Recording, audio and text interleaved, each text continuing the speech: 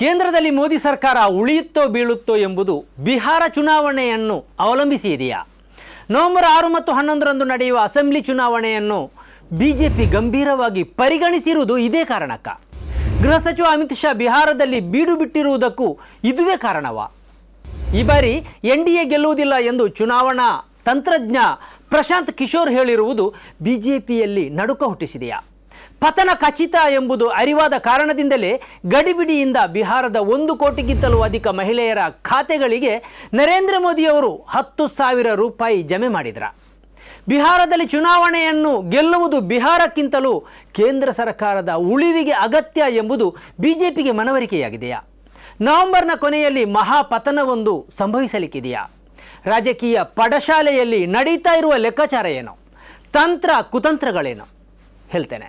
ನಿಮ್ಮ ಬೆಂಬಲದಿಂದಲೇ ನಾವು ಈ ಹಂತಕ್ಕೆ ಬೆಳೆದಿದ್ದೇವೆ. ನಮಗೆ ಇನ್ನಷ್ಟು ಬೆಳಿಬೇಕಾಗಿದೆ, ಇನ್ನಷ್ಟು ಸತ್ಯ ಸುದ್ದಿಯನ್ನು ನಿಮ್ಮ ಜೊತೆ ಹಂಚಿಕೊಳ್ಳಬೇಕಾಗಿದೆ. ಆದ್ದರಿಂದ ಸನ್ಮಾರ್ಗ ನ್ಯೂಸ್ ಚಾನಲನ್ನು ಸಬ್ಸ್ಕ್ರೈಬ್ ಮಾಡುವ ಮೂಲಕ ಮತ್ತು ಸನ್ಮಾರ್ಗ ನ್ಯೂಸ್ ಚಾನಲ್ನ ಎಲ್ಲ ಕಾರ್ಯಕ್ರಮವನ್ನು ನಿಮ್ಮವರು, ನಿಮ್ಮ ಕುಟುಂಬಿಕರು ಮತ್ತು ಗೆಳೆಯರೊಂದಿಗೆ ಹಂಚಿಕೊಂಡು ಅವರಲ್ಲೂ ಸಬ್ಸ್ಕ್ರೈಬ್ ಮಾಡುವಂತೆ ವಿನಂತಿಸುವ ಮೂಲಕ ನಮ್ಮನ್ನು ಬೆಂಬಲಿಸಿ. ವೀಕ್ಷಕರೇ, ಇದು ಎಡಿಟರ್ಸ್ ಪೆಕ್. 2020ರಲ್ಲಿ ನಡೆದ ಬಿಹಾರ ಚುನಾವಣೆಯಲ್ಲಿ ಬಿಜೆಪಿ 70ಕ್ಕಿಂತಲೂ ಅಧಿಕ ಸೀಟುಗಳನ್ನು ಪಡೆದಿದ್ದರೆ ನಿತೀಶ್ ಕುಮಾರ್ ಅವರ ಪಕ್ಷ 43 ಸೀಟುಗಳನ್ನು ಪಡೆದಿತ್ತು. ಆದರೆ ಈ ಬಾರಿ ನಿತೀಶ್ ಅವರ ಜನಪ್ರಿಯತೆ ಪಾತಾಳಕ್ಕೆ ಕುಸಿದಿದೆ. ಆಡಳಿತ ವಿರೋಧಿ ಅಲೆ ಮುಗಿಲು ಮುಟ್ಟಿದೆ. ಮಹಾಗಠಬಂಧನ್ ನಡೆಸಿದ ವೋಟರ್ ಅಧಿಕಾರ್ ಯಾತ್ರಾ ಭಾರಿ ಜನಪ್ರಿಯತೆಯನ್ನು ಪಡೆದಿದೆ. ಬಿಹಾರದ ಯಾವ ಮೂಲೆಗೆ ಹೋದರೂ ವೋಟ್ ಚೋರ್ ಗದ್ದಿ ಚೋರ್ ಎಂಬ ಘೋಷಣೆ ಕೇಳಿ ಬರ್ತಾ ಇದೆ. ಈ ಬಾರಿ ಮಹಾಗಠಬಂಧನ ಅಧಿಕಾರಕ್ಕೆ ಬರುವುದು ಖಚಿತ ಎಂಬ ವಾತಾವರಣ ಎಲ್ಲೆಡೆ ಇದೆ ಎಂಬ ವರದಿಗಳು ಬರ್ತಾ ಇವೆ. ಹೀಗಾದರೆ ಈ ಸೋಲು ಕೇಂದ್ರದಲ್ಲಿ ಮೋದಿ ಸರ್ಕಾರದ ಪತನಕ್ಕೂ ಕಾರಣವಾಗಲಿದೆಯಾ? 12 ಎಂಪಿಗಳನ್ನು ಹೊಂದಿರುವ ನಿತೀಶ್ ಕುಮಾರ್ ಅವರು ಸೋತ್ರೆ ಕೇಂದ್ರಕ್ಕೆ ತನ್ನ ಬೆಂಬಲವನ್ನು ಹಿಂತೆಗೆದುಕೊಳ್ಳುವ ಸಾಧ್ಯತೆ ಇದೆಯಾ? ಅಥವಾ ಅವರು ಮಹಾಗಠಬಂಧನ್ ಒಕ್ಕೂಟದತ್ತ ವಾಲುವ ಚಾನ್ಸಸ್ ಇದೆಯಾ?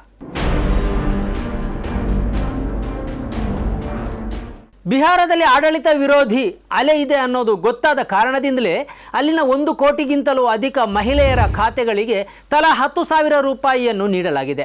ಪ್ರತಿ ಮನೆಗೆ 1.25 ಯೂನಿಟ್ ವಿದ್ಯುತ್ತನ್ನು ಉಚಿತವಾಗಿ ಕೊಡಲು ಪ್ರಾರಂಭಿಸಲಾಗಿದೆ. ಪೆನ್ಷನ್ ಹಣವನ್ನು ಹೆಚ್ಚುಗೊಳಿಸಲಾಗಿದೆ. ನಿರುದ್ಯೋಗಿಗಳಿಗೆ ಪ್ರತಿ ತಿಂಗಳು ತಲಾ 1,000 ರೂಪಾಯಿಯನ್ನು ನೀಡುವ ಯೋಜನೆ ಪ್ರಾರಂಭಿಸಲಾಗಿದೆ. 16 ಲಕ್ಷ ಉದ್ಯೋಗಿಗಳಿಗೆ ಯೂನಿಫಾರ್ಮ್ಗೆಂದು ತಲಾ 5,000 ರೂಪಾಯಿಯನ್ನು ನೀಡಲಾಗಿದೆ. ಹೀಗೆ ಮಾಡುವುದಕ್ಕೆ ಒಂದು ಕಾರಣ ಇದೆ. ಕಳೆದ ಅಸೆಂಬ್ಲಿ ಚುನಾವಣೆಯಲ್ಲಿ ಮಧ್ಯಪ್ರದೇಶ, ಹರಿಯಾಣ, ಮಹಾರಾಷ್ಟ್ರಗಳಲ್ಲಿ ಬಿಜೆಪಿ ಅಧಿಕಾರವನ್ನು ಕಳೆದುಕೊಳ್ಳುತ್ತೆ ಎಂದೇ ಸಮೀಕ್ಷೆಗಳು ಹೇಳಿದವು. ಈ ಹಿನ್ನೆಲೆಯಲ್ಲಿ ಈ 3 ಸರ್ಕಾರಗಳು ಜನರಿಗೆ ಉಚಿತವನ್ನು ಘೋಷಿಸಿದವು. ಬಹುತೇಕ ಕರ್ನಾಟಕದಲ್ಲಿರುವ ಉಚಿತ ಯೋಜನೆಯನ್ನೇ ಅಲ್ಲೂ ವಿತರಿಸಿದವು. ಆ ಬಳಿಕ ಎಲ್ಲ ಸಮೀಕ್ಷೆಯನ್ನು ಸುಳ್ಳು ಮಾಡಿ ಬಿಜೆಪಿ ಅಧಿಕಾರಕ್ಕೆ ಮರಳಿತು. ಇದೀಗ ಬಿಹಾರದಲ್ಲೂ ಇದೇ ತಂತ್ರವನ್ನು ಎನ್ಡಿಎ ಅಳವಡಿಸಿದೆ. ಬಿಹಾರದಲ್ಲಿ 65% ಮಂದಿಯ ತಿಂಗಳ ತಲಾ ಆದಾಯ 10,000 ರೂಪಾಯಿ ಎಂದು ವರದಿ ಇದೆ. ದೇಶದಲ್ಲಿಯೇ ಅತ್ಯಂತ ಬಡ ರಾಜ್ಯವಾಗಿ ಬಿಹಾರ ಗುರುತಿಸಿಕೊಂಡಿದೆ. ಆದ್ದರಿಂದಲೇ ಮಹಿಳೆಯರು ತಮ್ಮ ಖಾತೆಗೆ ಬಿದ್ದ 10,000 ರೂಪಾಯಿಗೆ ಪ್ರತಿಯಾಗಿ ಎನ್ಡಿಎಗೆ ಮತ ಚಲಾಯಿಸಬಹುದು ಎಂಬ ನಿರೀಕ್ಷೆಯೂ ಇದೆ. ಇನ್ನೊಂದು ಕಡೆ ಒಂದು ಮನೆಗೆ ಸರ್ಕಾರಿ ಉದ್ಯೋಗ ಎಂಬ ವಿಶೇಷ ಘೋಷಣೆಯನ್ನು ಮಹಾಗಠಬಂಧನ್ನ ಒಕ್ಕೂಟದ ತೇಜಸ್ವಿ ಯಾದವ್ ಘೋಷಿಸಿದ್ದಾರೆ. ಇದರ ಹೊರತಾಗಿ ಇನ್ನೂ ಕೆಲವು ವಿಶೇಷ ಯೋಜನೆಗಳನ್ನು ಘೋಷಿಸಿದ್ದಾರೆ. ಬಿಹಾರದಲ್ಲಿ ಜಾತಿ ಲೆಕ್ಕಾಚಾರ ಬಲವಾಗಿರೋದ್ರಿಂದ ಯಾದವ್ ಮುಸ್ಲಿಂ ಕಾರ್ಡ್ ತೇಜಸ್ವಿಗೆ ಹೆಚ್ಚು ಪ್ರಯೋಜನವಾದೀತು ಎಂದು ಹೇಳಲಾಗ್ತಾ ಇದೆ. ಇನ್ನೊಂದು ಕಡೆ ಮುಸ್ಲಿಂ ಬಾಹುಳ್ಯದ ಸೀಮಾಂಚಲ ಪ್ರದೇಶದ ಕತಿಹಾರ್, ಕಿಶನ್ಗಂಜ್, ಅರಾರಿಯಾ, ಪೂರ್ಣಿಯಾ ಮುಂತಾದ ಬಹುಪ್ರಭಾವಿ ಜಿಲ್ಲೆಗಳಲ್ಲಿ ಒವೈಸಿ ಅವರ ಪಕ್ಷ ಸ್ಪರ್ಧಿಸ್ತಾ ಇದೆ. ಇಲ್ಲಿ 30ಕ್ಕಿಂತಲೂ ಅಧಿಕ ವಿಧಾನಸಭಾ ಕ್ಷೇತ್ರಗಳಿವೆ.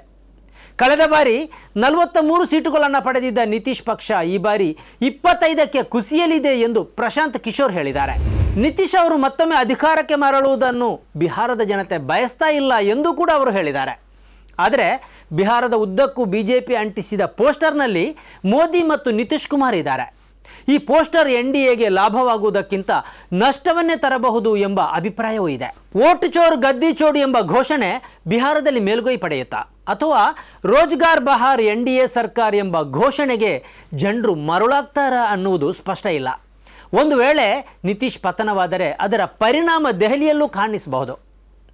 ಈಗ NDAಗೆ 293 ಸಂಸದರ ಬೆಂಬಲ ಇದೆ. ಒಂದು ವೇಳೆ ನಿತೀಶ್ ಅವರ ಪಕ್ಷ ಬೆಂಬಲ ಹಿಂತೆಗೆದುಕೊಂಡ್ರೆ 281 ಸಂಸದರ ಬೆಂಬಲ NDAಗೆ ಇದ್ದೇ ಇರುತ್ತೆ ಮತ್ತು ಮೋದಿ ಸರ್ಕಾರ ಪತನವಾಗಲು ಸಾಧ್ಯನೂ ಇಲ್ಲ. ಆದರೆ ಇಂಥ ಬೆಳವಣಿಗೆ ನಡೆದರೆ ಚಂದ್ರಬಾಬು ನಾಯ್ಡು ಅವರನ್ನೇ BJP ಅವಲಂಬಿಸಬೇಕಾಗತ್ತೆ. ಸಣ್ಣ ಪುಟ್ಟ ಪಕ್ಷಗಳ ಸಂಸದರಿಗೂ ಆಗ ಭಾರಿ ಮಹತ್ವ ಸಿಗತ್ತೆ. ಮೋದಿ ಸರ್ಕಾರವನ್ನು ಕಟ್ಟಿ ಹಾಕುವುದಕ್ಕೆ ನಿತೀಶ್ ಅವರ ಸೋಲು ನಿರ್ಣಾಯಕ ಆಗಬಹುದು ಎಂಬ ಅಭಿಪ್ರಾಯವೂ ಇದೆ.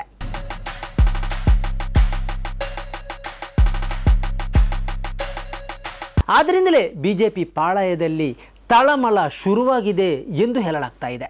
ಸ್ನೇಹಿತರೆ, ನಿಮ್ಮ ಅದ್ಭುತ ಬೆಂಬಲದಿಂದ ಸನ್ಮಾರ್ಗ ನ್ಯೂಸ್ ಚಾನೆಲ್ ಈಗ 2 ಲಕ್ಷ ಸಬ್ಸ್ಕ್ರೈಬರ್ಗಳನ್ನು ದಾಟಿದೆ. ಇದು ನಮ್ಮ ಯಶಸ್ಸಲ್ಲ, ಇದು ನಿಮ್ಮ ಯಶಸ್ಸು. ನಮ್ಮ ಮುಂದಿನ ಗುರಿ 4 ಲಕ್ಷ. ಇದು ಕಷ್ಟವಲ್ಲ. ನೀವು ಮಾಡಬೇಕಾದದ್ದು ಸಿಂಪಲ್. ನೀವು ಸನ್ಮಾರ್ಗ ನ್ಯೂಸ್ ಚಾನೆಲ್ ವಿಡಿಯೋವನ್ನ ನಿಮ್ಮ ಸ್ನೇಹಿತರಿಗೆ, ಕುಟುಂಬದವರೊಂದಿಗೆ ಹಂಚಿಕೊಳ್ಳಿ ಮತ್ತು ಅವರಲ್ಲೂ ಸಬ್ಸ್ಕ್ರೈಬ್ ಮಾಡಲು ಹೇಳಿ.